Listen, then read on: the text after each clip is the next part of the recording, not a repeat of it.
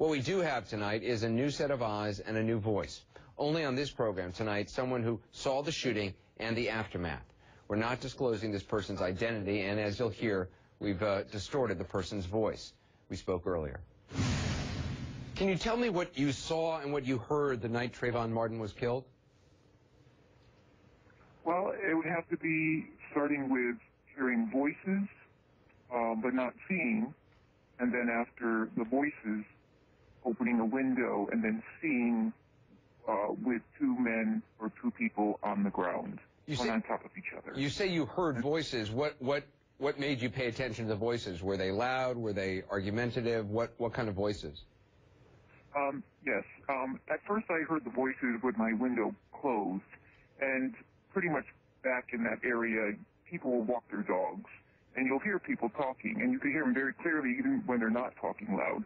So I thought it was rather loud, but I had just shut my window because it just started pouring out rain. And I thought, oh my gosh, who's out there walking their dog in the rain? And I didn't look. And then I went ahead and did something else, and then I heard the loud voices again, and I thought, well, let me see who that is, and I opened up my window with the screen. And yes, it definitely was a very loud, predominant voice. As I kind of, a little bit, I couldn't hear the words, but it was like, okay, this is not a regular conversation. This is someone aggressively, yelling at someone. And how much time do you estimate passed between the first time you heard the voices and the second time when you opened your window? Well, I don't think it was that long, but I definitely would say that there was a gap of time. And the reason for that, because if they would kept on arguing, I probably would have opened the window the first time. You said you went and did, I'm sorry, you said you went and did something else. That didn't take a long time. Not at all.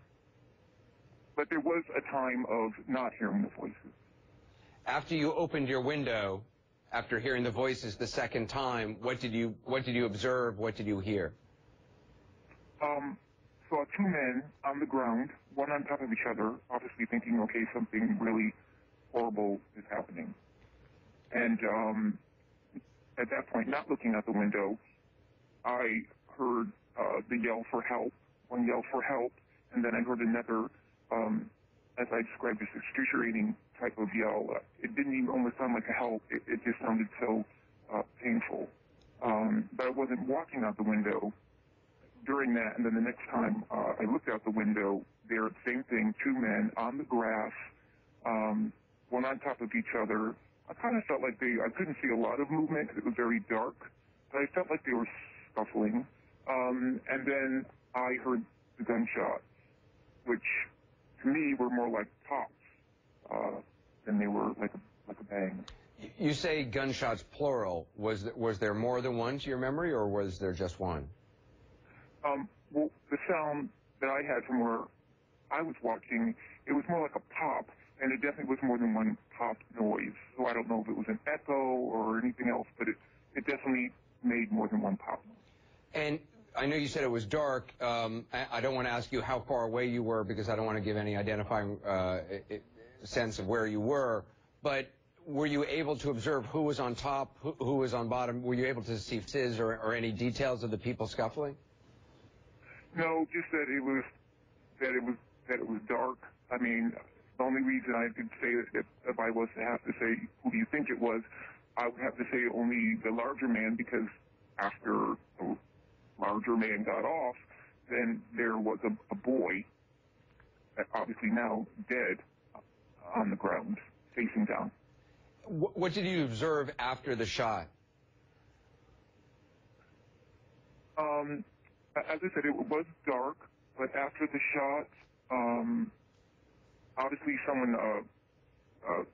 the one man got up, and it was kind of like that period of him. I can't say I actually watched him get up, but maybe only within like a couple seconds or so, then he was walking towards where I was watching, and I could see him a little bit clearer and see that it was a Hispanic man, and he was, he didn't appear hurt or anything else. He just kind of seemed very, I can't speak for him, but, very worried or whatever, walked like on the sidewalk at that point and put his hand up to kind of his forehead, and then another man came out with a flashlight. And that would be a police officer? No, actually, it wasn't. So there was another person with a flashlight. Yes. Do you know? Did you actually see the gunshot? Were you looking were you looking at the struggle when the shot went off, or were you not looking at the struggle when the shot went off? I was looking when the shot went off. So did the shot go off during a struggle? I can't say if there was a lot of movement or not. I mean, the first time I looked, I could see with two men. It kind of seemed like they were scuffling, but I couldn't see that clearly. I wouldn't say there was a lot of movement when I heard the pop noises and shots. Did you see a flash? No.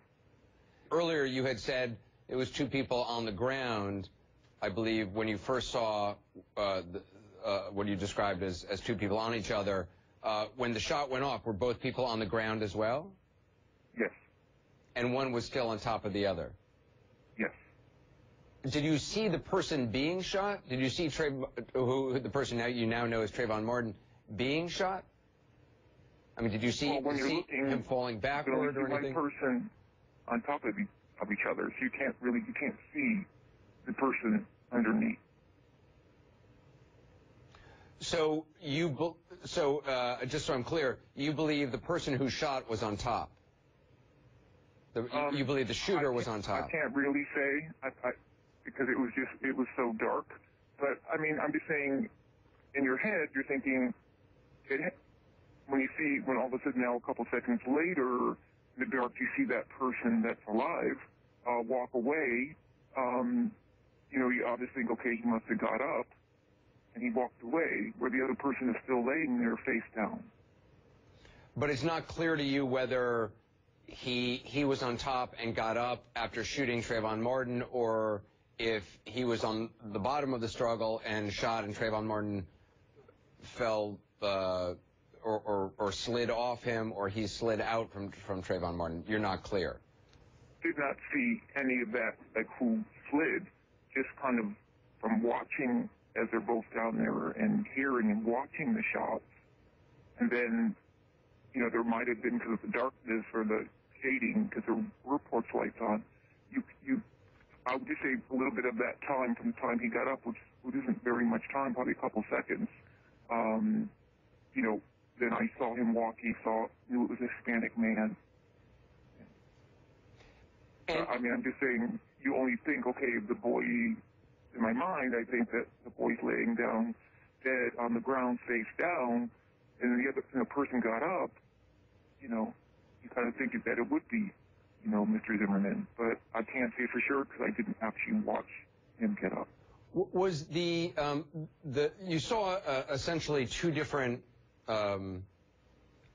struggles, you said, or two different, you saw one initially, and then you saw a second one. Were they both in the exact same location? Yes. And was that location grass, or was it sidewalk, or was it concrete? Do you know? It was grass. It was grass.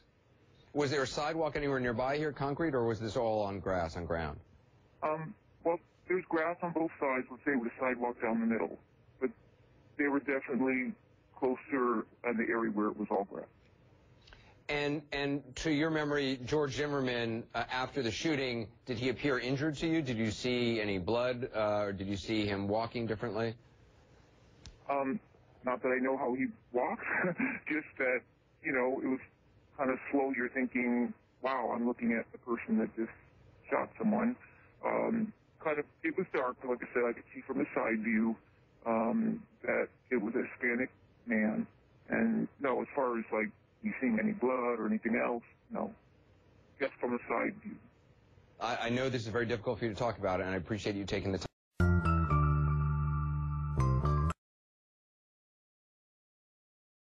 What did you observe after the shot?